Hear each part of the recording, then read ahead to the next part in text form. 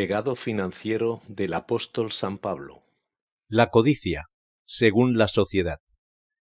No voy a decir nada nuevo y creo que estaremos de acuerdo que la codicia es uno de los peores males de nuestra sociedad.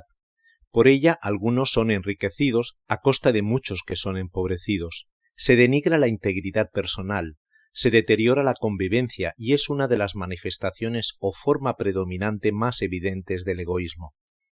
En este primer blog de la codicia, vamos a introducirnos en el tema y ver cómo la sociedad considera la codicia, para posteriormente ver qué dice la Biblia y más concretamente Pablo sobre este asunto de máxima importancia en la historia de toda la humanidad. Significado. Según la RAE es desear con ansia riquezas u otras cosas. La palabra codicia proviene del latín cupiditas, voz derivada del verbo cupir, y se ha definido como sentimiento que motiva la voluntad de querer poseer el objeto que se desea. El deseo es alimentado por uno o varios sentimientos o necesidades, llevando al individuo a diferentes estados de conciencia emocional. En algunos casos, el individuo, guiado por las emociones, obtiene lo que desea sin importar las consecuencias de las acciones realizadas. Aunque a veces se utiliza la misma palabra para definir codicia y avaricia, esta última no solo desea las riquezas, sino que también tiene obsesión en el acúmulo de bienes. También deberíamos de diferenciarla de la palabra ambicionar, ya que la ambición se enfoca en la realización de metas y logros personales a través del trabajo duro y la dedicación, pero la codicia, como hemos visto, es algo que puede conllevar perjuicios para el codicioso, pero también para el prójimo. Vamos a ver cómo es considerada la codicia por parte de varios colectivos. La codicia en la filosofía. Dijo Heráclito de Éfeso, aristócrata y filósofo del siglo V a.C., todos los que viven sobre la tierra se apartan de la verdad y la justicia, y a causa de su miserable inconsciencia se aprestan a la codicia y al deseo de fama. Platón la entendía como la gran enfermedad moral de la ciudad, terrible por ser capaz de corromperlo todo. Aristóteles lo menciona como una conducta viciosa e injusta que tiene por objeto los bienes en la vida de los ciudadanos, como el honor, el dinero y la seguridad. Estos bienes son disputados y distribuidos en el marco de la competencia de la polis, o ciudad, de acuerdo a principios de mérito e igualdad. Pero el codicioso, movido por el placer que resulta de la ganancia, pretende apropiarse de parte de la cuota de los bienes asignados a los individuos con independencia si ello menoscaba el bien común.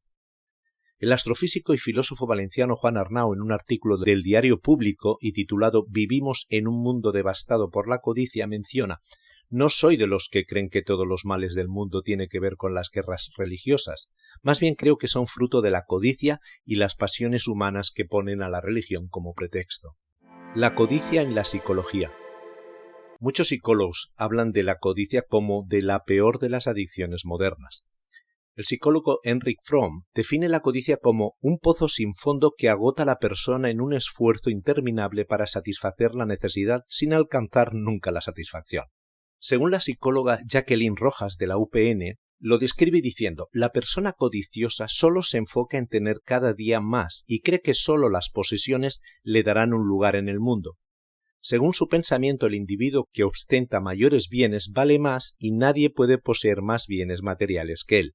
La Guía 2000 de Psicología en cuanto a la codicia dice: en la actualidad, la cultura del consumismo se extiende como la pólvora. Todo el mundo quiere tener cosas, muchas cosas, cada vez más cosas. Así, de repente, un día nos damos cuenta de que la codicia nos sobrevuela.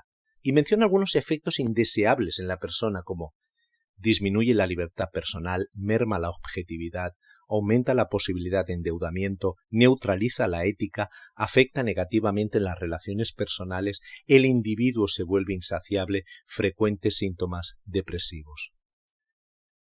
La codicia en la economía.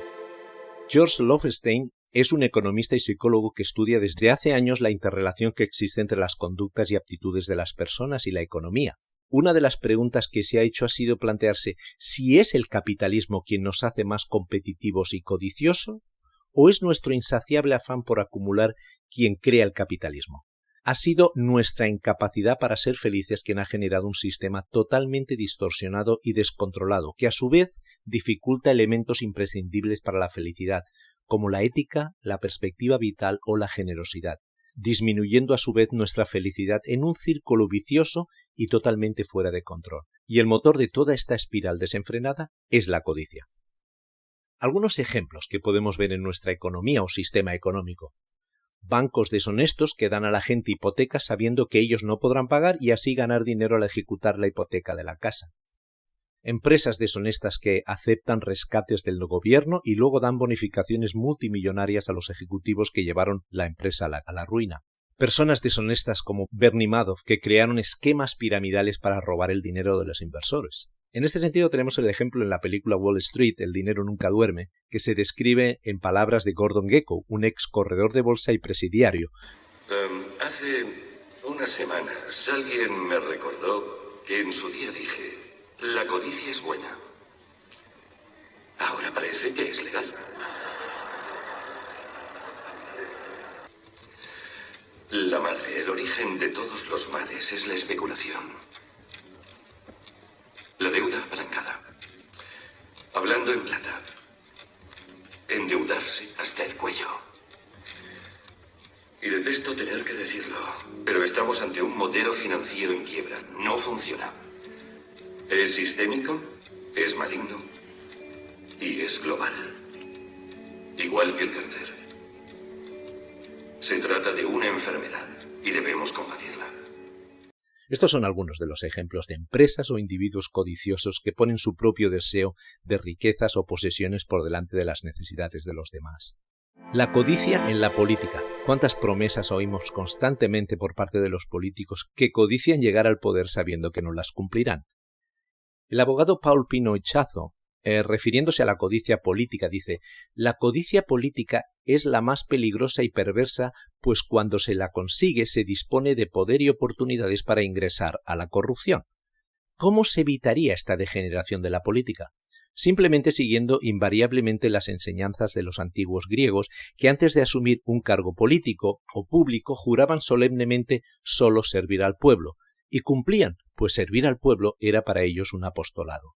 Refiriéndonos más concretamente a España, y si nuestros políticos son más corruptos que los de otros países, el historiador Juan Eslava Galán comenta lo siguiente: los países menos codiciosos lo son simplemente porque han articulado leyes para limitar esto.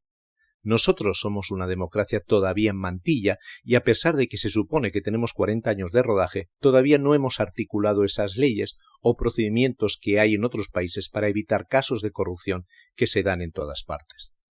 La codicia en la pintura. En toda la historia de la pintura podemos ver cómo los diferentes artistas expresan el concepto de codicia en sus obras, ya sean obras del Renacimiento como la pintura moderna.